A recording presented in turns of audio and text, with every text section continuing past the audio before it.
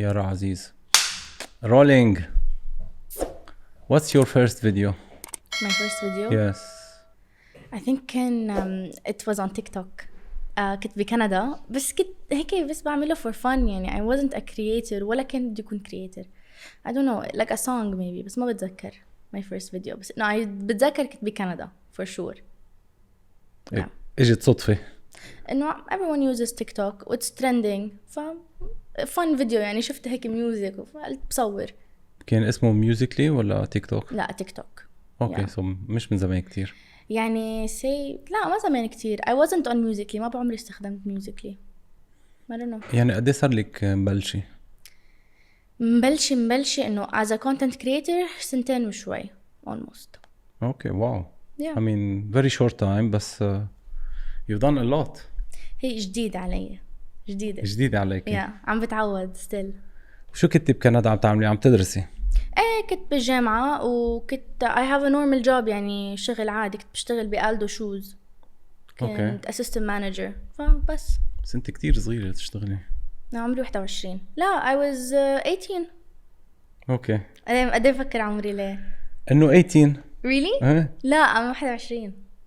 طيب good. بس كنت عم تدرسي بكندا كنت صغيرة قصدي هيك. Yeah I was younger. بس you said you studied انت medical. فتت بس هلا I'm وقفتي. not I don't want to ما بدي ارجع اعملها لانه كتير بياخد وقت yeah it's not my passion anymore. انت كنت عم تعمليها لانه اهلك بدهم اياها ولا انت كنت حاببتيها؟ لا علماتي ساعدوني و I felt انه it's حرام it's a waste اذا ما فتت بشيء انا شاطرة فيه وكنت بحب هيدا القصص بس هلا العالم شوي تغير business world is taking over social media marketing هالقصص I just حسيت انه هيدا المجال لإلي اكتر. بس ما بعدك عم تدرسي؟ no تركت هلا I'm going into marketing I'm changing كل التخصص تبعي. yeah. كنت عم تعملي forensic anthropology طب جنائي. اوكي يعني بتشوفوا وين في جرائم وبتكشفوها ايه كثير حلو ما كان في كتير عالم بيعملوه فهيك حبيت تكون غريبة بس بيخوف يعني المجال بتشوفوا اشياء كتير صعبة. ايه بس ما احسن مما تشوف حدا عم بينزف قدامك وعم بيموت فأوريدي ميت. فقلت احسن يعني قلبي ما بيطوعني يكون حدا عم بيتوجع فيا. اوكي بس لا انه كمان ممكن تكشفي قضايا مش ضروري ولا تشريح وما تشريح لا هي كشف اكتر شيء قضايا هي اذا بتفكر فيها ان you're really helping يعني sometimes في bodies that are not found واهل لسه ما انه اجتهم closure انه شو صار ببنتي شو صار بابني it's really good work that they do انه you figure out the story لانه العالم to move on بدون closure انت الشخص اللي بتلاقي لهم هيدي الكلوجر عن جد شو صار بتكشف فكتير كان حلو. اوكي بتريحيهم فيها جانب انساني. يس طيب جود. اول فيديو عملتيه على تيك توك بكندا.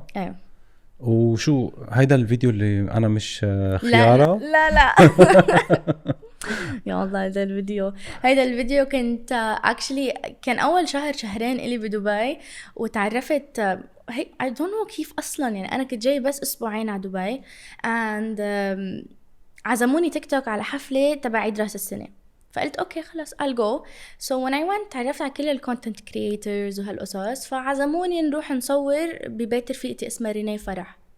فأنا كنت كتير استحي أنا الوحيدة اللي عندي like 80,000 100,000 بوسط عالم عندها like 4-5 million so إنه استحي إلهم فيني صور معكم can I do this can I do that فأخذت زاوية لإلي على الأرض هيك وبلشت دندن وأنا اسمي يارا لأنه كان طالع ترند بأمريكا فأنا قلت ليه ما بنعمله إنه بالعربي فلما سألت صحابي they're like يارا كتير كرنج إنه don't post it it's so إنه سئيل الفيديو قصدك إنه إيه بس حلو للولاد الصغار فلما I posted it أول 20 minutes 1 million 2 million then it got like so viral يعني صرت أمشي بالشارع يعني I got يمكن زدت 300-400 ألف follower من وراها توسع حسابي جاني campaign من ورا هيدا الفيديو او ماي جاد. بس انتوا نطيتوا على هيدا الرايز اوف تيك توك، يعني كانت شوي كمان التايمينج كان كتير منيح، لانه لو بتعملي نفس الفيديو على انستغرام ما راح كان ياخد نفس الشيء. ايه it was the rise of TikTok. وكانت الكولابوريشن بين يعني السعودية ودبي، وكلنا كنا نتجمع، يعني ما كان في هيدي الشو اوف بين الانفلونسرز لا انا لا كان كل حدا همبل وكلنا عم نصور مع بعض وعم نفيد بعض، فثاقبت ليترلي كلنا طلعنا مع بعض.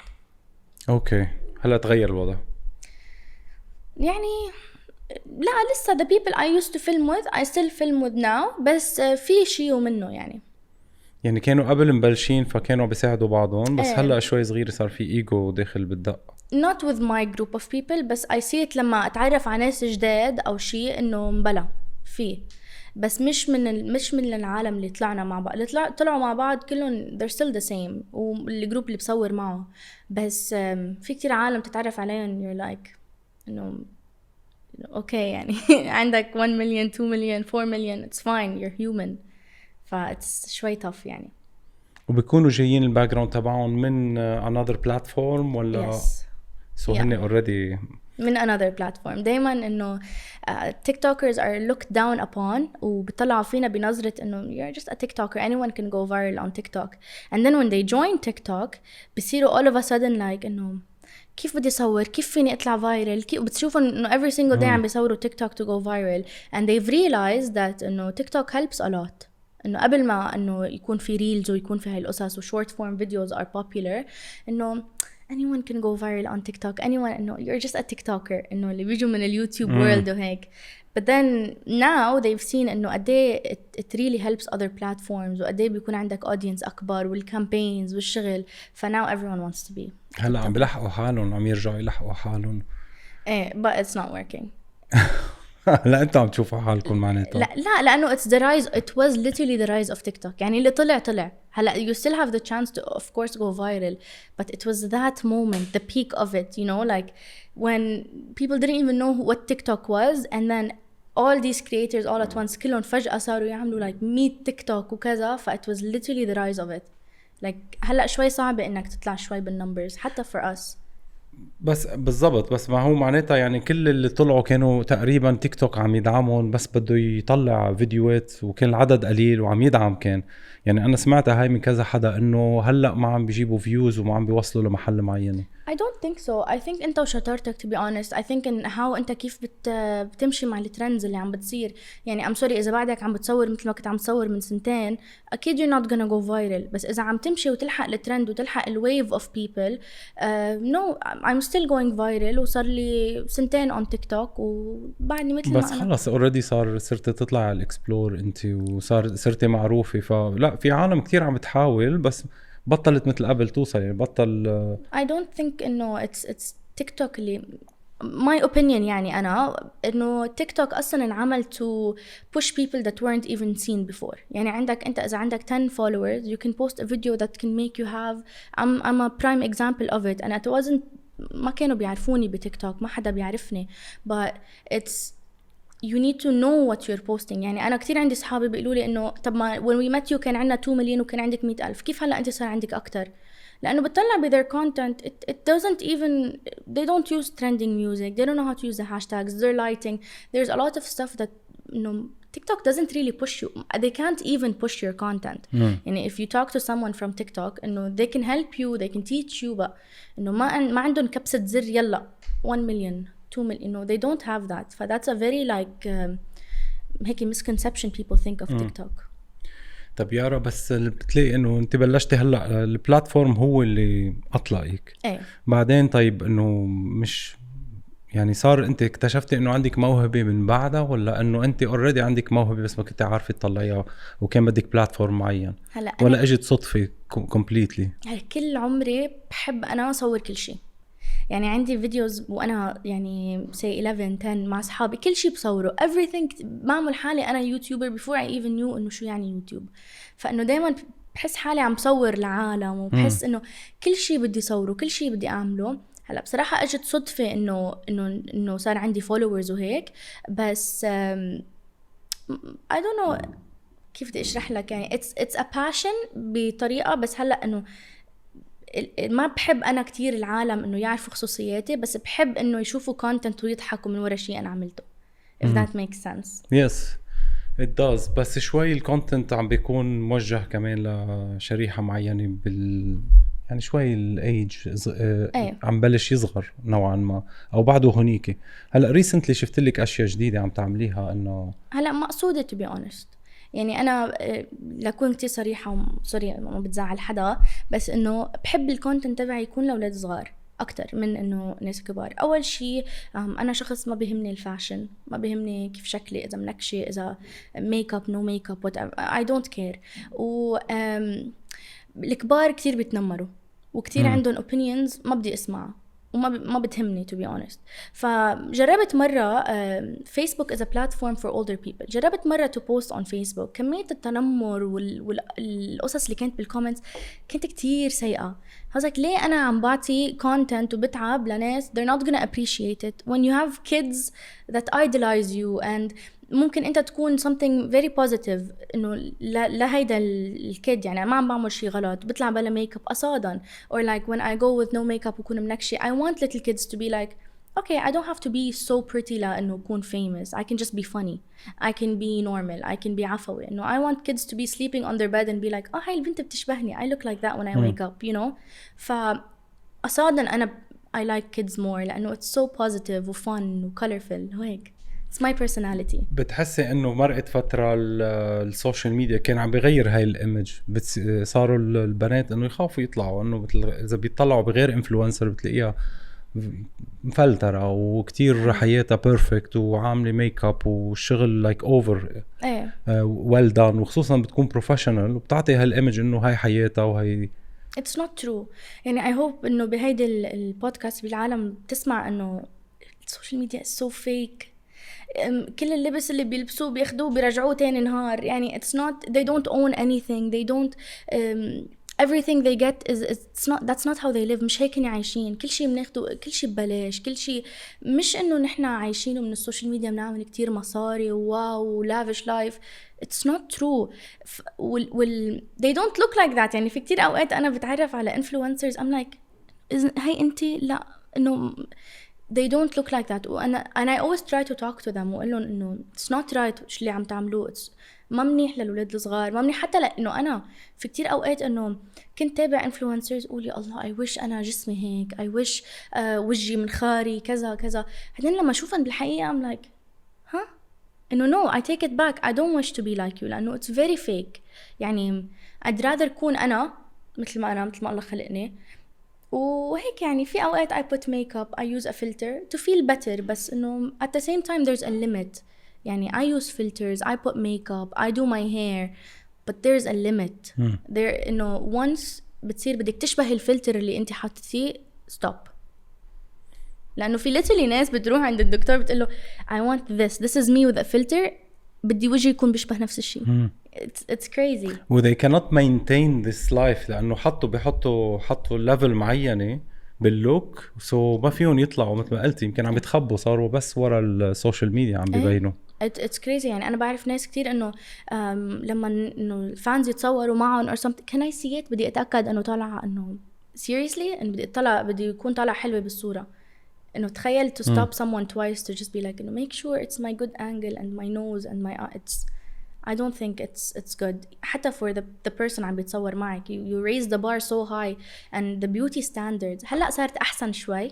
There's a lot of content creators like Hadil, like Abir Sindar, like a lot of women that are like yeah no makeup, who cares what size you are. I really appreciate these people. بس في others that they are still stuck. وكمان اضطروا انه مثل ما قلتي يعملوا عمليات كمان ليحافظوا على ايمج معينه. ايه but what's life though؟ تكبر you age and that's I don't think they understand انه you're not always رح تكون تشبه. قد ايه عمرك قلتي لي؟ 21. مبين شكلك اصغر بس عقلاتك فهماتك كتير اكبر. thank you. تعرضتي للبولينج كمان بالسكول وخصوصا لما كنت بكندا؟ ايه تعرضت. كنت كتير عندي Arabic accent. كنت كتير احكي انه كنت جاي من دبي وما كانت الانجليش هلا لسه بعدها قويه بالمدارس وهيك. فانه كان مبين انه انا مش اجنبيه او انه شوي ام هيري او you know انه بنت عربيه يعني. فانه كان شوي يتنمروا انه ايه طالع لك شعر على ايديكي or you have a unibrow او مستاش او فبس خلص راحوا هالايام. it's okay. ما اثروا فيكي؟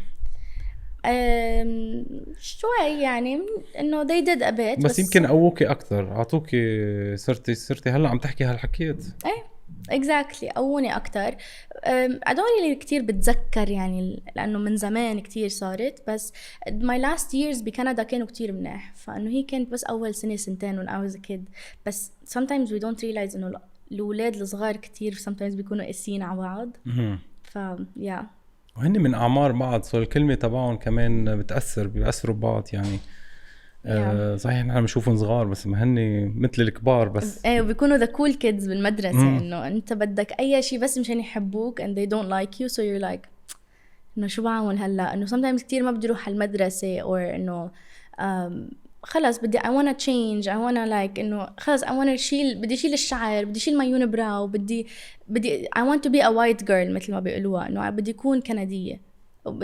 فترة عملت صبغت شعري اشقر ايه مرقنا بدك الابروفل. بدي الابروفل exactly.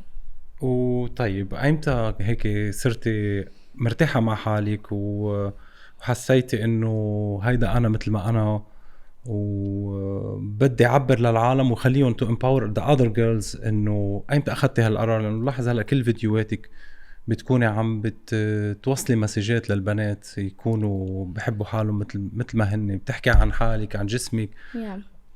إذا بكون كتير صريحة معك I'm not there yet it's okay إنك بعدك ما توصل للمرحلة التقبل يعني okay I'm there يمكن 80% أو 90%، بس it's human nature إنك تكون كيف بيقولوها بالإنجليش إنه the grass is greener on the other side. بتشوف بنت شعرها كيرلي بدي شعر كيرلي وهيك، بس بتوصل لمرحلة يعني أنا بفترة مرقت like اكتئاب I guess like من شي سنة فترة الكورونا. خسرت كتير صحاب، خسرت كتير عالم، وصلت لمرحلة إنه جد اطلع بالمراية اكره حالي. أنا من النوع اللي كنت كتير حب حالي، كتير حب شكلي، كتير كذا، بس وصلت لمرحلة كتير من السوشيال ميديا كرهت حالي، انصحت، تغير لبسي، تغير شعري، تغير شكلي. when I looked at the mirror وقلت إنه ما أقرفك I don't like you، ما كرهت حالي I was like no this needs to change. فكل شيء كان negative بحياتي I كبيته بزبالي I let it go.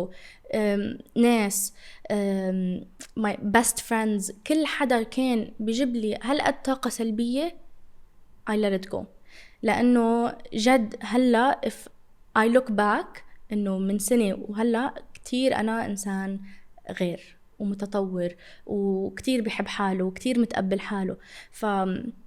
if you انت كبنت إذا أو شاب إذا بتطلع بحالك بالمراية بتقول أنا بكره حالي that's the time where you need to change، لأنه it all goes downhill from there.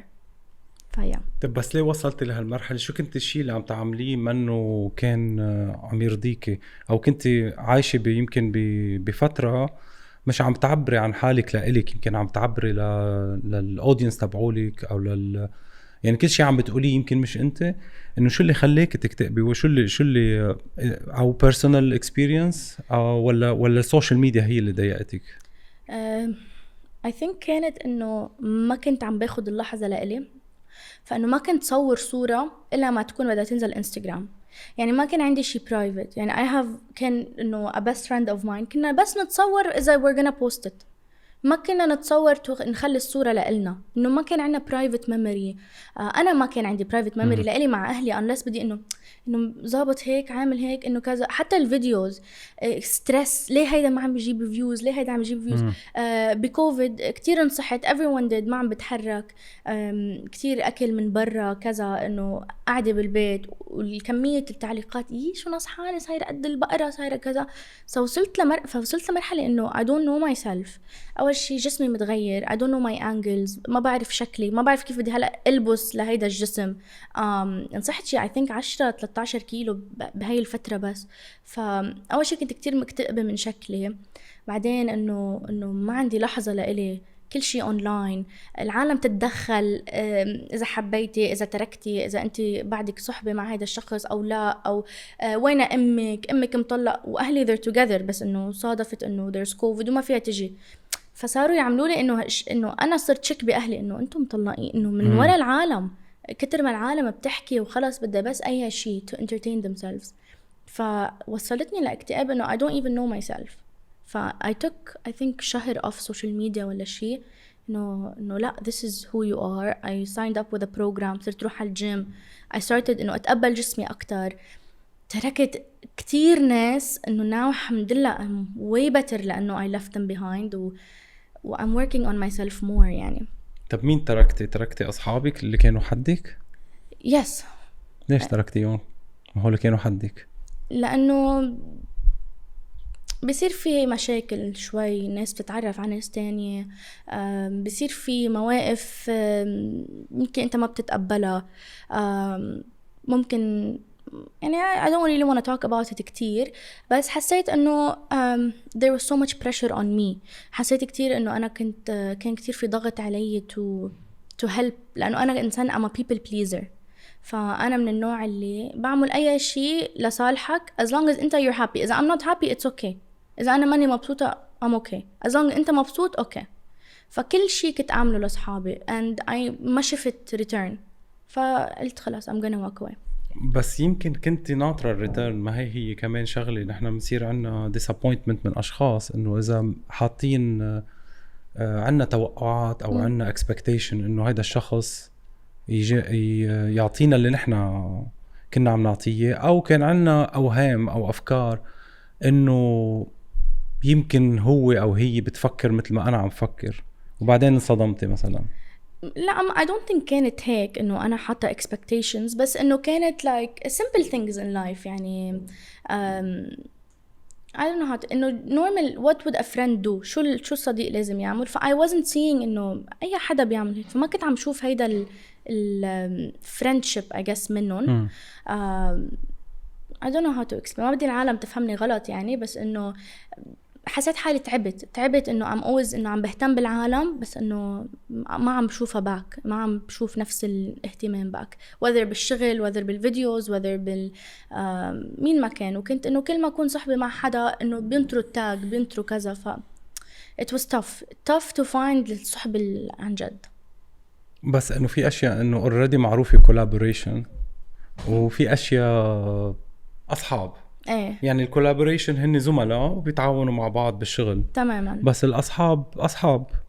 هلا كمان بدك تشوفي انه انت شو كنت عم بتفرجي مع هالاصحاب، انه حتى اللي بيتفرجوا على فيديوهاتك بيشوف انه القصة مش صحبة، القصة فيها اكتر من صحبة، القصة فيها يعني مش كولابوريشن، مش زملاء، في كتير، في عاطفة، في حب، في هدايا، في ديب فريندشيب مثلا كانت بينك وبين اشخاص معينين.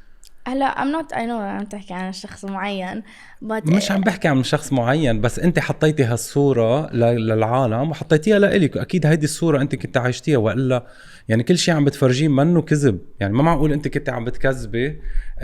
هيدا كل المشاعر اللي كنت عم بتحطيها هيدي حقيقية. لما انت تضحكي ولما انت تبكي هيدا كله حقيقي. يعني انا حسيته، ما حضرت كتير من يعني ما صار لي زمان بحضري، بس الاشياء اللي حضرتها حسيت فيها صراحة.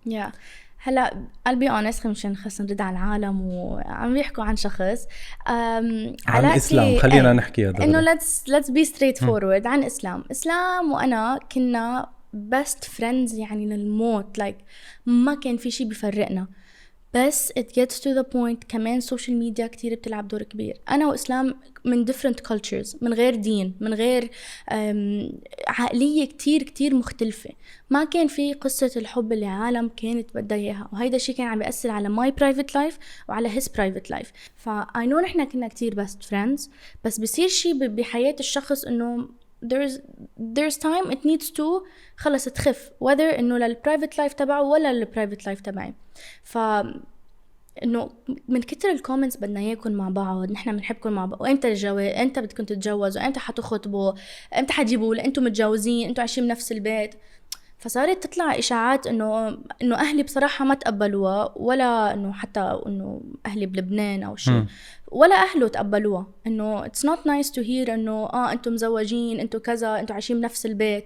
فأخذنا القرار إنه we're gonna stay best friends بس ما نصور مع بعض. هلا لأنه خف التصوير مع بعض ما كتير كنا عم نشوف بعض أزمات، وهو نقل بيت وكذا وتعرف على شخص جديد بحياته، فهاي القصص بتاخد من وقت الإنسان. فهاي العالم اللي عم يسمع إنه ما عم بيفهموها إنه نحن ما كنا بعلاقة حب وما تركنا وما خاننا ولا خنته. We never were in any relationship. وكنا دايما بالفيديوهات نوضح قبل أي شيء، قبل أي فيديو in any interview بنعمله إنه نحن عن جد we are منحب بعض كبست فريندز، منحب بعض بطريقة إنه ما كنا متخيلين إنه العالم تفكر، بس إنه قد ما العالم انبسطت إنه في شاب وبنت عن جد صحبة وبالوطن العربي which was so different إنه مش موجودة، خلاص صاروا إنه هون لازم يتجوزوا. صحبة بس يعني مثلا إنه بغار عليكي. I don't think so. I don't think so. إنه الفيديو اللي عملتيه إنه أنت انخطبتي لحدا وهو غار، إنه هالقدي أما هو كان كمان مضايق الصبي.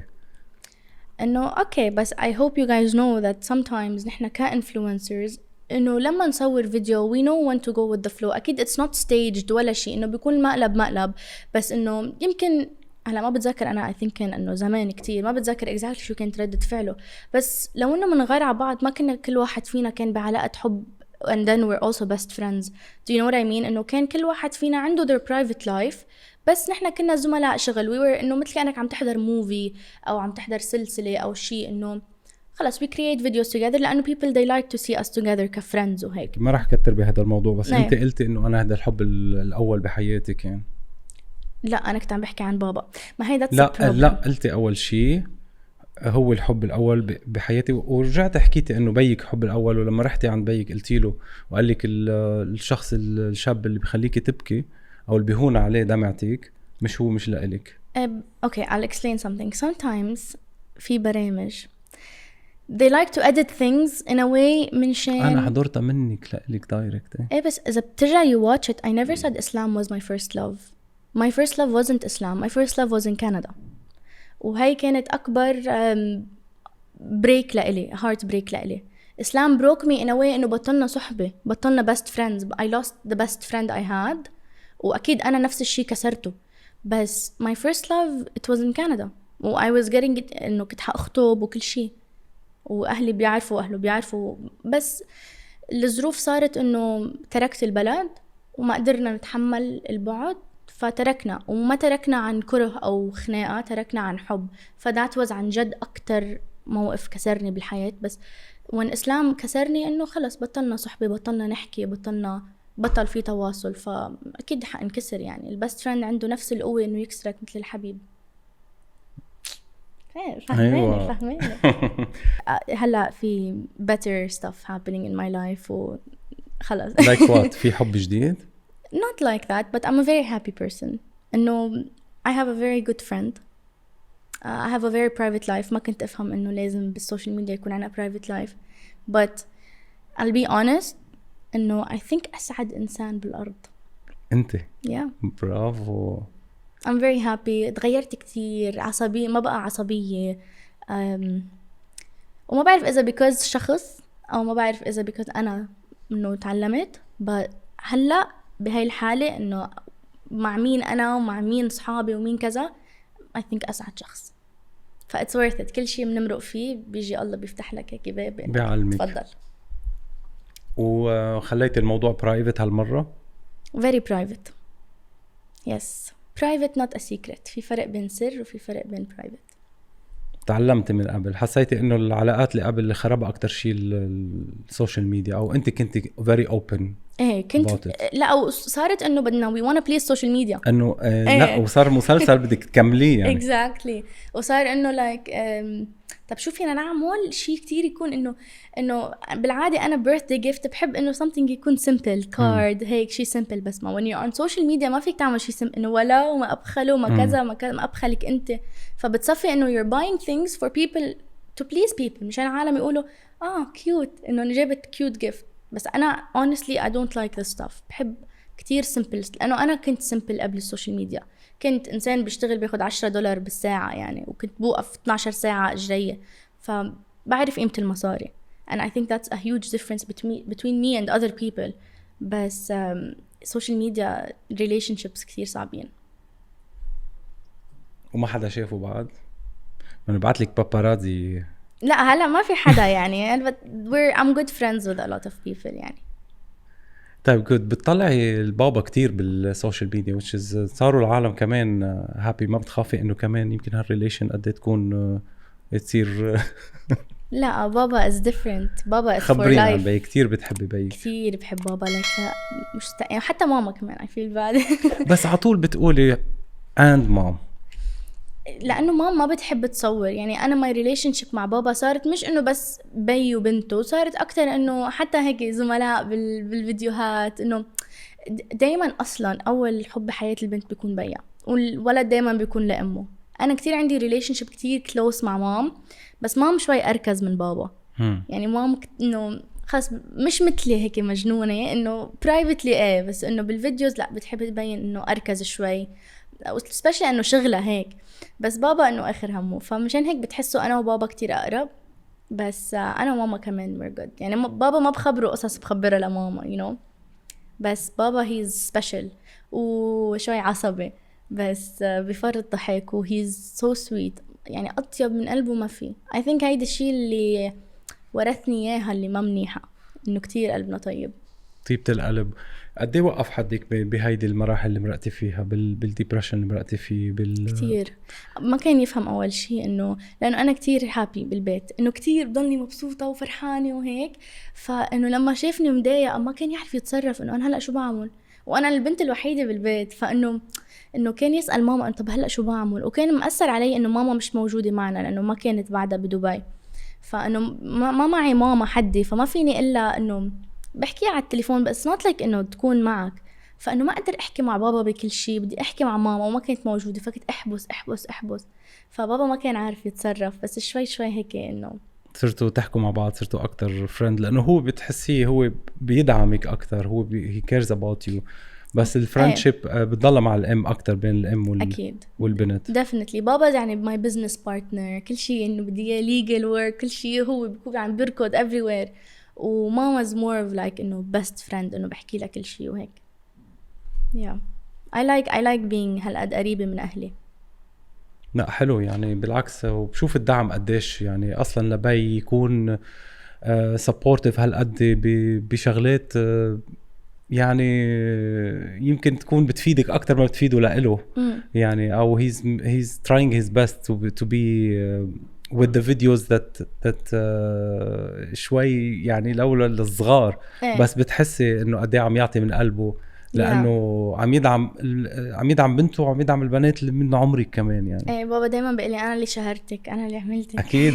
فبقول له اوكي اتس فاين. حتى نحن بنحاول انا وبابا قد ما فينا انه نقرب البنات. يوجولي البنات بيخافوا من بيهم، فانا ما بعرف كيف انه هن بالبيت يعني مع اهلهم وهيك، بس يوجولي وي تراي انه نقرب دايما انه الولاد انه ما تخاف، انه dads can be nice also، انه مش بس moms are nice. فدايما بيقول لي بابا انه I wish انه كل حدا عنده الريليشن شيب اللي نحن عنا اياها. وبتحسي مهمة انه تفرجي هاي الريليشن، لانها بتعطي صورة مختلفة عن بعض الاشخاص اللي ما عندهم اياها. ايه غريبة ماي كومنت سكشن انه انا اذا عملت هيك مع بابا باكل قتلي، انا اذا عملت هيك مع بابا انه مستحيل، انه انا ما بسلم على بيي اصلا. انه انا ام لايك انه عن جد في ناس انه ما بتسلم على اهلها كثر ما بتخاف منهم. انه ما بعمري انا انه الحمد لله انا ما بعرف كيف العالم البقية عايشين، بس I wish them all the best. but الحمد لله أنا I thank God every day for my family. في عالم حسب صورة البي بيكون هو مربى بهالطريقة، بيكون الأهل أهله هيك صورة إنه يكون بي يعني قاسي يعني، ما يعني وهو ما بيعرف يعطي الحب، بيكون بحب من جوا بس ما بيعرف يعبر عن هالشيء. sometimes الآباء بيعطوا tough love وبيفكروا إنه tough love حلو. بابا كان من النوع اللي يعطي tough love، إنه يكون هيك شوي أقسى بس على هيدا، إنه هيك I love you بس حقسى عليك. but وصلت لمرحلة إنه قلت له إنه it doesn't work، إنه I don't feel it، إنه قلت له it's not my love language. my love language إنه لما تغمرني when we have fun. إنه I'm a physical touch type of person. إنه بحس بالlove when people hug me, when I hug someone. That means when I hold someone's hand I love them. فقال له بابا إنه أنا بدي منك حنية. I don't care about tough love. هيدي روح عمول tough love لخيي، أنا بنت. فلأنه ربيت بين شباب كانوا شوي إنه tougher on me، إنه بيعاملوني مثل خيي، لبين ما استوعبوا إنه لأ هاي بنت لازم شوية حنية، لازم شوية هيك privacy أكتر. فيا يعني بتحسي أنت كمان غيرتي بهالشي ببيك؟ إيه أكيد. حتى بابا دايما بيقول إنه كان كثير يعاملني مثل إخواتي الشباب، هلا صار غير. يعني أصلا أنا ما كنت عارفة حق إنه كنت كثير هيك حسن صبي للعمر 15 شي هيك، لعرفت إنه لأ بلبس تنورة بنت شعري طويل. كنت كتير حب السبور وإخواتي الشباب ونتخانق وندبح بعض. ف it took me time أصلا to realize إنه أنا بنت، إنه تصرف فيك بنت. فيا شو بتقولي له لبيك هون من هون؟ قد ايه بتحبيه؟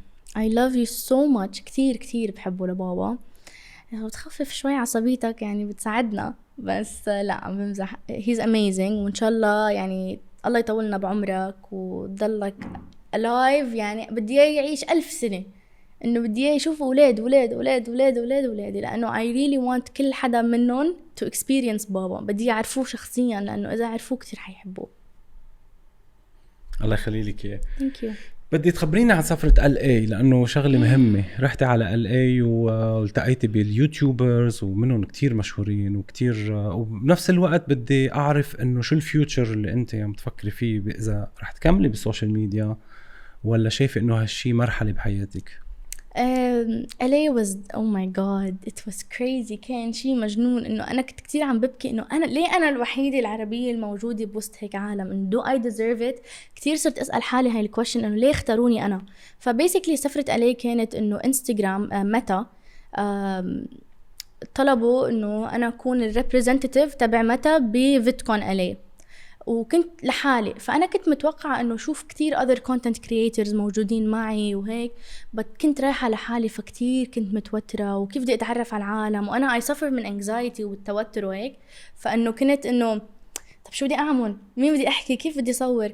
بس لما رحت تعرفت كل حدا was so down to earth. كل حدا كتير منيح. تعرفت على عالم يعني من إسبانيا وبورتغال وبرازيل وتايلاند وكتير يعني it was very nice.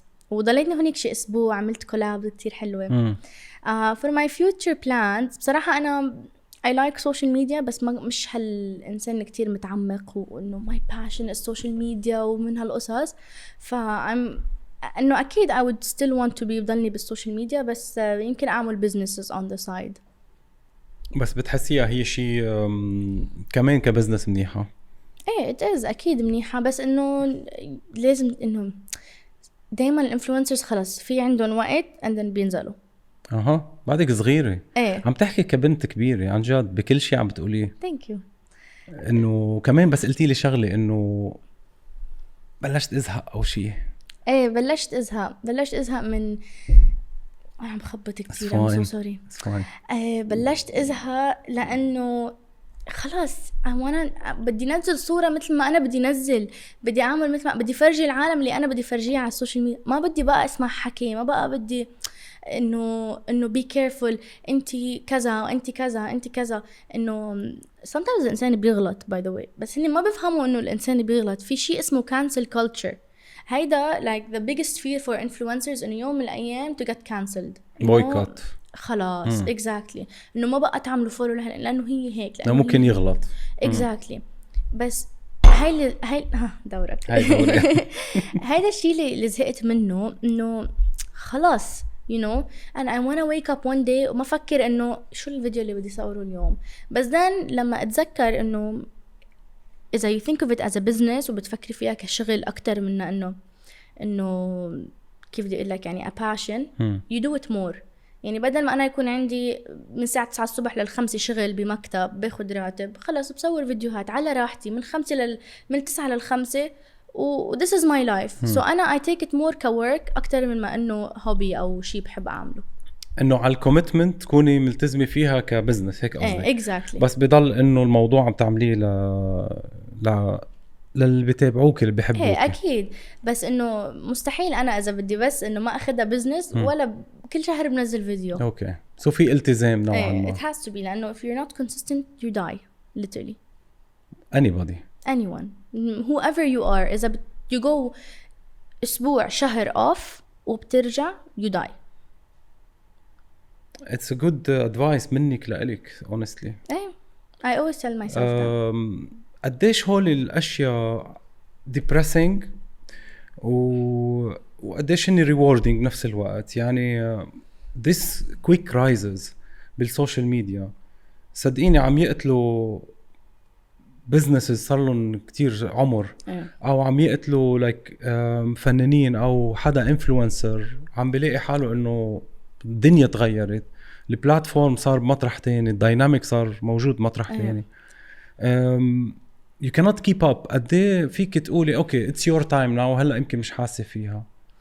شوف it's very scary يعني في كتير creators by the way صار لهم 7 سنين 8 سنين بالمجال وبعدهم هلا they didn't die down لأنه they're smart، لأنه they were able to go with the flow, go with the wave, go يعني أوكي طلع تيك توك يلا let's use تيك توك، طلع يوتيوب let's use يوتيوب. it's scary بس أنت إذا أنت ذكي بهيدا المجال you can always it's like a promotion مثل أنت بالشغل دايما بيوصفوا ناس جديدة بيوصفوا ناس بس قد ايه أنت شغيل وقد ايه أنت محترف بالشغل اللي أنت عم تعملها you get a promotion and then more you only die down لأنك أنت عملت شيء to die down. You never die. No, there's always new followers. There's always new users. There's always مش إنك أنت صاروا بيتابعوني من زمان خلاص زهقوا مني. It doesn't work like that. بتكون الكونتنت تبعك صار بزهق أو شيء. فإتس scary for me إنه أنا كل يوم لازم نزل مشان ما أخسر حدا. إنه إذا أجاني unfollow إنه جاني unfollow what did I do wrong. بس إنه if I'm gonna live like that I'm gonna fail. رح إنه أخسر كل شيء. إذا بضلني عايشة على خوف وعلى توتر خلاص be optimistic. شو بيقولوا طلع بالكباية المليانة مزبوط. ايه. نص المليان بس يعني اوكي واحد يتجدد بس كمان العمر بيلعب دور والشخصية بتلعب دور. هلا انت مثلا عندك يعني فولورز من ايج معين وكمان مثل ما قلت البلاتفورم كمان ما هي صعبة. نحن عايشين بكومفورت زون معينة. انا معك انه الانسان ضل يتجدد وما يوقف بأي محل بس منا هينة على مين ما كان وخصوصا اللي established already بمحل معين لينقل. مثل واحد بده يكون عن جد يوتيوبر بده ينقل على التيك توك. طب ما شفت الدايناميك تبع التيك توك انت بلشتي فيه فما تحسي قد ايه صعب. هو صعب هو سهل صعب هو للناس معينة بس انه في ناس بيكونوا staged اكتر بيكونوا ما قادرين يعطوا هذا الدايناميك الجينيون اللي انت عم تعطيه. في كتير ناس بعرفها actually يوتيوبرز كتير they're struggling مع تيك توك لانه كتير خاص تعودوا على انه اوكي هلا رح احط كاميرا رح اقعد احكي لساعه بعمل مونتاج بعمل كات. تيك توك منه هيك. تيك توك is like اوكي خلص حط الكاميرا whatever you do post it short form videos. بس again انه it's hard not everyone can do it بس هاي الشطاره. social media is not for everyone. Being a doctor is not for everyone. Being a lawyer is not for everyone. وهي نفس الشيء بدك تفكر فيها كخلص كشغل. I'm gonna get promoted. I'm gonna they're gonna change the structure of say work. بدك تمشي مع الفلو. يعني هلا يوتيوب كمان صار عنده shorts. كل platforms are moving into short form videos. I'm sorry if you're not moving into short form videos you're an idiot. إنه I'll just be honest يعني. حتى سناب شات اللي هي كانت a platform just to talk إنه to people صار عندها شيء اسمه spotlight which is short form videos. So إذا لهلا بعدك you're not using short form videos then there's something wrong with you. You don't understand social media and then it's not for you.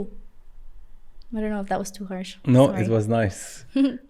بدي أعرف رأيك لأنه أنت مرقتي بمرحلة كنت صغيرة وبلشتي سوشيال ميديا. قد ايه بتحسي إنه الأشخاص اللي هن عم يعملوا سوشيال ميديا ومرات بيكون صار عندهم حياة معينة غير حياتهم العادية وحسوا شوي باندبندنت من هن وصغار إنه يمكن هاي حياتهم هيدي المستقبل تبعهم أو هيدا الشيء اللي رح حابين يكملوا فيه وما بتعرفي إنه هيدا قد ايه فعلا رح يقدروا يكملوا فيه ولا هن عم يأذوا حالهم. شوف أنا بلشت سوشيال ميديا كان عمري 19 سنة. I was fairly إنه كنت بعمر أوكي وأثر علي بدرجة مش طبيعية إنه فتت باكتئاب. فimagine someone عمره 12 سنة 11 سنة عم بيوقع contracts إنه insane amount of money و views و publicity وما فيهم يعني هلا اللي عمره 12 سنه بالسوشيال ميديا لوكس اكبر مني. انه واللي بيوتي ستاندردز it's very hard. انا I really advise انه parents انه ما تحطوا اولادكم بالسوشيال، خليهم يلعبوا، يروحوا يلعبوا بالحجره وما بعرف، انه it's fine. بس في كمان a lot of parents بيستغلوا اولادهم، انه بتصفي انه البنت الصغيره اللي عم تعمل فيديوز واهلها انه هي مبسوطه وهي مش فهمانه انه she's making money وما بتعرف وين مصرياتها اصلا، بكون مصرياتها مع اهلها. ففي كتير channels يعني انا I don't want to name names، بس في وحده بنت عمرها 10 سنين عندها she's the highest YouTuber بالميدل ايست، 35 million subscribers. واو for a little kid. انه مليونيرة هيدي، so she doesn't even know that she has that much money يعني. فكتير بتأثر. تخيل الكومنتس، التنمر، مين بده يكون هاي صحبة معها مش من شان مصلحة. everyone. she's a kid. انه let kids be. انا عمري 20 سنة وهلأ ببكي بس شوف حدا قال لي نصحانة. تخيل بنت صغيرة. stuff. وبصيروا كمان الأهل يطلبوا منهم شغل، يعني يطلبوا منهم إنه يعملوا هيدا وهن مش عارفين ليش. وحتى كمان في إنفلونسرز هن اللي دخلوا أولادهم بتلاقيهم وصاروا إنه يمكن بدهم كونتنت معين، يخلقوا كونتنت. فكان موضوع بالنسبة لهم إنه يدخلوا من أول ما actually صارت pregnant لبقى صار عندها بيبي. بعدين هلا this is cute. it's like watching a مسلسل. بس انا اللي بيضايقني انه لما الاولاد الصغار يعملوا اعلانات، يعني في كتير يوتيوبرز باي ذا واي كتير بحترمهم انه اولادهم معهم باليوتيوب فيديوز، بس الشانلز تبعوا الاولاد ما بيعملوا اعلانات. they don't do ads. صفحتهم ما بيعملوا ads، بس بينزلوا cute pictures. اذا هني that's their choice وبدهم اولادهم يكونوا on social media, okay that's fine, but don't abuse your kids for money. don't abuse your kids for تعمل اعلان، تعمل شيء انه من وراهم, you know. That's my point. إنه kids at that age shouldn't be working. إذا ما فيك تحطه بمطعم يشتغل، ما لازم يشتغل بالسوشيال ميديا. It's the same. حتى لو هو حابب السوشيال ميديا وهيك until the age of 16 ممنوع يشتغل. أنا هيك برأيي. Wow, that's great advice. الولاد الصغار ما بيعرفوا إنهم يعملوها كشغل مثل ما قلنا. I don't ما بعرف إذا بيعرفوا، بس I don't think they do يعني. بس نتخيل وحدة، أنا I know people لك عمره 11 سنة ماسكة ديور. I'm like what? No, this is not money. No, go روح اشتغلي. Like I don't know how to explain it. It just pisses me off. حتى لو كانوا الفيديوز لهم لأعمارهم، لو أشياء عم يعملوها games. It's work. إنه if it's fun for the child and he is having fun doing it, do it. بس إنه بدك تقنعني إنه في ولد كل يومين 3 بيحب يقعد قدام الكاميرا كات وفكس وعمل no kid likes to do that. Maybe there is, maybe there isn't, but I don't like where إنه طب what if إجا إعلان لهالكباية وما حبه؟ يعني he can't say I don't. He's a kid, he has opinions, but he can't. He needs to say exactly what's told of him to say. To me, I don't think. I think it's normal work. مثل كأنك عم تشغله بمطعم عم تشغله يعمل فيديوز. So إذا ما بتقبل تشغل ابنك بمطعم ما تشغله بفيديوز. That's my opinion. So it's the parents' mistake. I think إنه كل واحد يربي ولاده مثل ما بده. بس أنا if I ever had kids وطلعوا معي on social media مستحيل أعمل إعلان على ولادي. إنه ممكن يجيني إعلان لأنه I'm a family channel, that's fine. بس مستحيل أقعد بنتي إلا قولي ماما الفستان كتير حلو. No, I would never do that. Good. بدي أسألك، عملتي غنية كتير حلوة. Yeah. It's like a rap. It is. I think أول مش أول female rapper, never mind. بس إنه هيك بسرعة حكيت. أنا كتير بحكي بسرعة by the way. ما بعرف إذا بتلاحظ. Nice. Thank you. وين شو أخبارها وشو في غيرها كأغاني؟ I'm working on a few collaborations for music و songs وهيك. بس بصراحة إنه أنا بحب غني، بحب راب. I'll be honest. يعني صوتي مش حلو بالغنى بس بحب راب. I'm good at it. شاطرة بعرف. قديش good at it? I'm good. Really? يعني أنا in Canada I used to listen to music إنه Eminem, I used to listen to Drake. فكتير بحب إنه I like that type of music, so I like to sing it. في ناس بتحب country music و they like to sing country. فأنا that was mine, and إنه قلت ما في بنت جربت تعملها بسرعة وبالعربي why not. ما شفت بنت بالعربي honestly بتعمل راب هون. في ناس كتير شاطرين مثل منال I think بالمغرب وهيك، وفي إيمي روكو بالسعودية، وفي بنات بس إنه I don't think بنفس السبيد. I think انا ليه انه تفوقت انا بدي اوصل لتقولي لي السبيد عن جد. قولي لي الجمله، في جمله سريعه كتير بتقوليها ما رح تفهمها اصلا. اوكي ريدي. انا اللي كنت بحكي هلا كلامي اسكى حكي من دبي لابو ظبي، عارفين انا لازم تكون ذكي، خليك من اللي لك واللي يسبك واللي يدلك، خليك حد اللي يحترمك، اترك العلم انك شو مسار طريقي بكمله كيف حرفي خلي الدنيا تمشي، كل شيء بوصل له بيكون بايدي، مجبور تابع جديدي جمهور حديدي، لو بخصت اللي عيدي لو بخصت اللي عيدي في اكثر. هلا لو بتسمع الكلام بطيء it means في معنى وراه. قد ايه اخذ معك وقت لتحفظيها؟ not a lot. انا كنت بحكي بسرعه باي ذا واي، اصلا يعني كنا بنكتب بالاستوديو وعم نسجل، فانه ما كنا كاتبينها قبل وهيك، فانا كتير بحفظ وبحكي بسرعه فساعدتني. جريت. يعني كيف اخذتي هالخبره؟ عن جد برافو عليكي انه بوقت كتير قصير ناضجه وعندك خبره وخبره حياه، يعني خبره اشخاص يمكن بده يكون عمرهم 30 سنه اللي وصلوا لهون. اندعكتي شوي صغيره بالاشياء. كنت عم تاخدي الخبره من الحياه الواقعيه ومن السوشيال ميديا. مرقتي بتجارب كتير صعبه، ايموشنال، عبرتي عنها، شفتها كتير.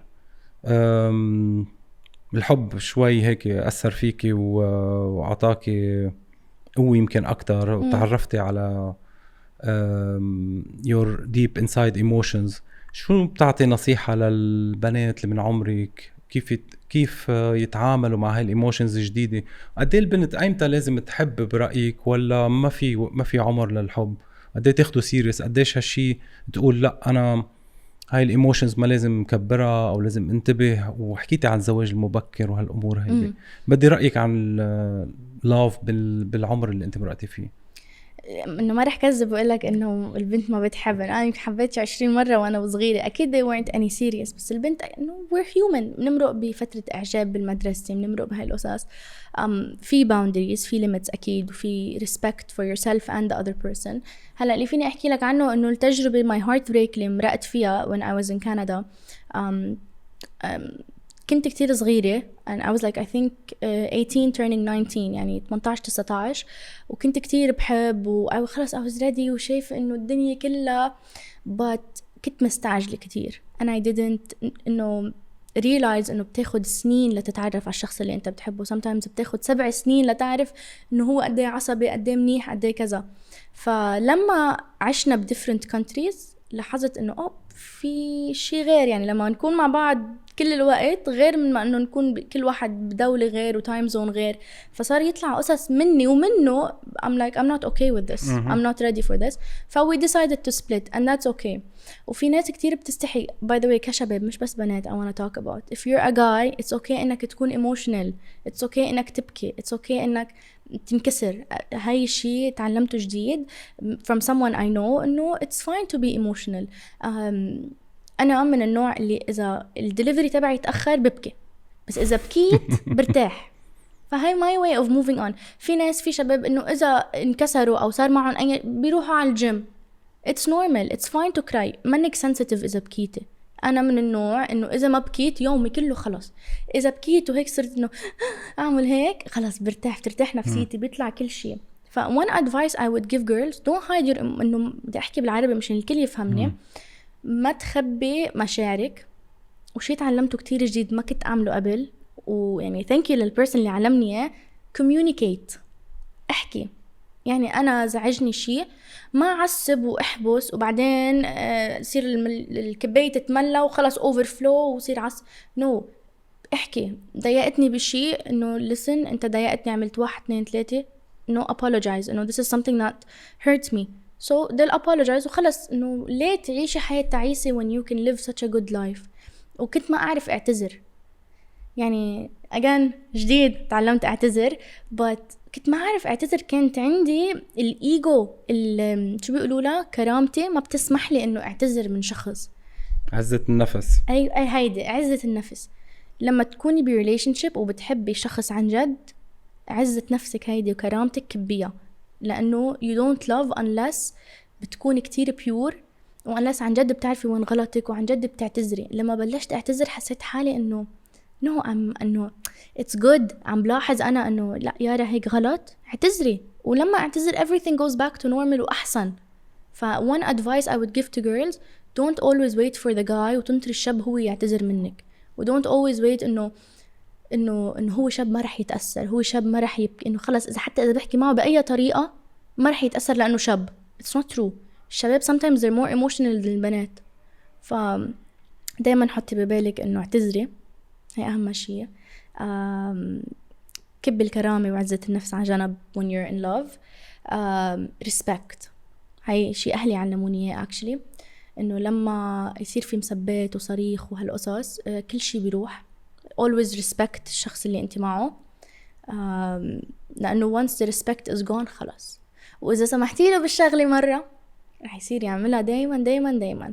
واذا حسيتي في ريد فلاج بالاول walk away. كتير عندي ادفايس انا للبنات عن الحب لانه كتير مرقه بقصص حب، بس في كتير ريد فلاجز كمان بنرجع بنحكي عنها المره الجايه. الريد فلاجز عطول ببينوا اول شيء، بس نحن بنغض النظر عنهم. يعني اول ما تتلاقي بالشخص دغري بيطلع لك يعني نحن بطبيعتنا عنا الحاسة السادسة. دغري بنشوف الريد فلاجز من أول لقاء مع أي شخص، بنعرف هالشي. بس بعدين لما بتكبر العلاقة بنصير منسكر عن الريد فلاجز، بتبرر لهم، بتبرر لهم، وبتصير لا، لأنه كمان في الكونفينسينج بارت اللي هو بيحطه عليكي. فبتصيري أنت بتقولي لا، بس لما بيوقع المشكل وبعدين بصير في خلاف، تطلع انه 3/4 المشاكل هن نفسهم الريد فلاجز اللي طلعوا لك من اول لقاء تعرفتي على الشخص. 100% I agree. و another thing، ما تخافي walk away. يعني في مليون في اكتر شباب بالعالم من ما في بنات. it's fine. اذا شفتي انت شخص he's not good for you, he's not the last person.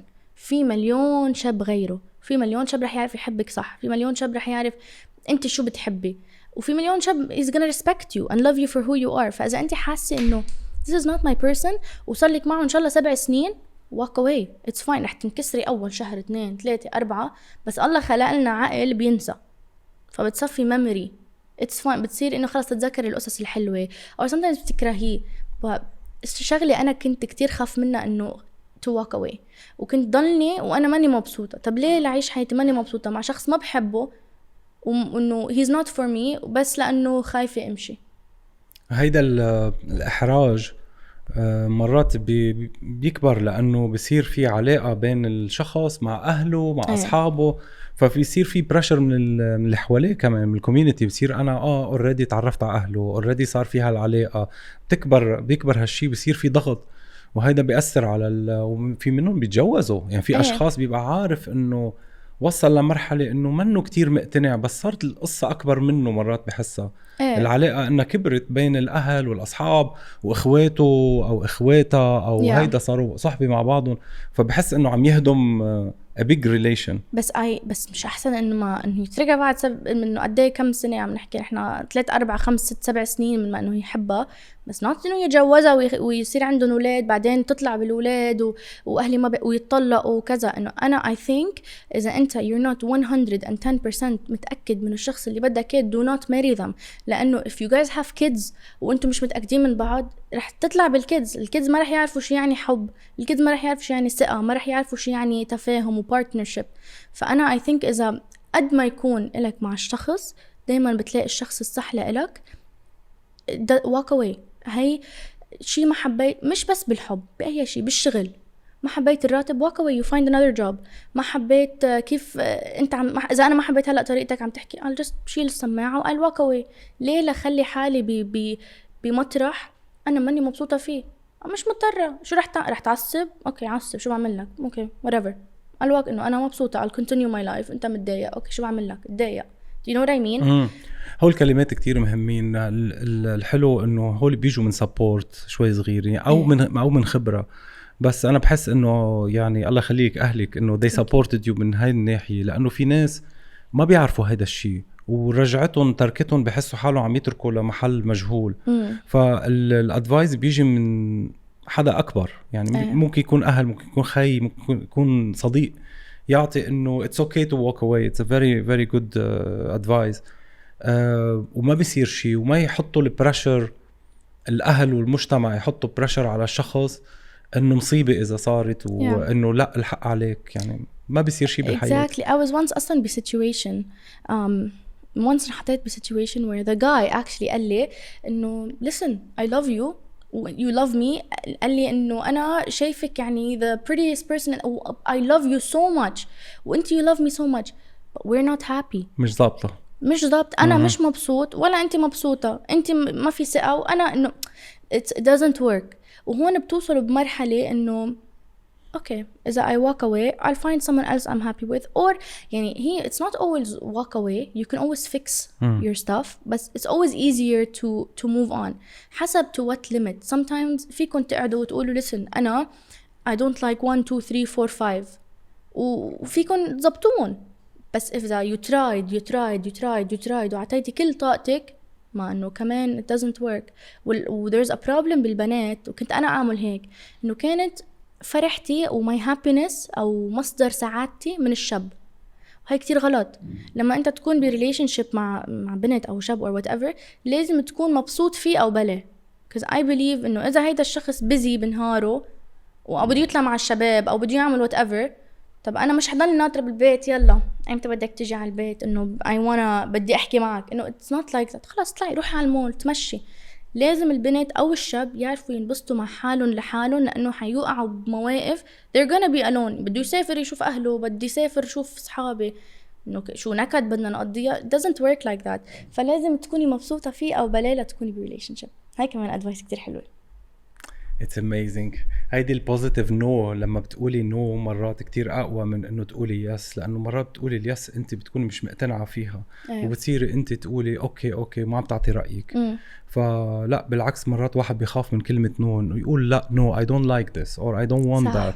هيدي it's very strong. it's a positive no. ما بدي روح معك، لا ما بدي روح معك نتغدى عند خالتك، خلاص ما بدي. بتحل المشكلة. صحيح هي قاسية شوي صغيرة إنه أنا ما بدي أقول نو بس بتحل المشكلة الأكبر اللي جاي بالمستقبل. كل ما نأجل النويات بصير عنا تراكمات وبصير عطول عم نعمل شيء اللي نحن ما بدنا إياه. يارا أنا يعني كتير انبسطت فيكي وتفاجأت صراحة من هالبنت الزغطورة اللي بتعقد الكونتنت تبعها very genuine و very simple بس she's very deep. Thank you. وعن جد دكتورة يعني. Thank you so Thanks much. for coming و hope to see you soon و good luck with your songs. Keep doing that وإن شاء الله نشوفك هيك big star بالمستقبل. إن شاء الله يا رب. Thank you so much for having me. I had so much fun talking. I felt إنه بعرفك طول زمان. Thank you so much. Thank you. All right.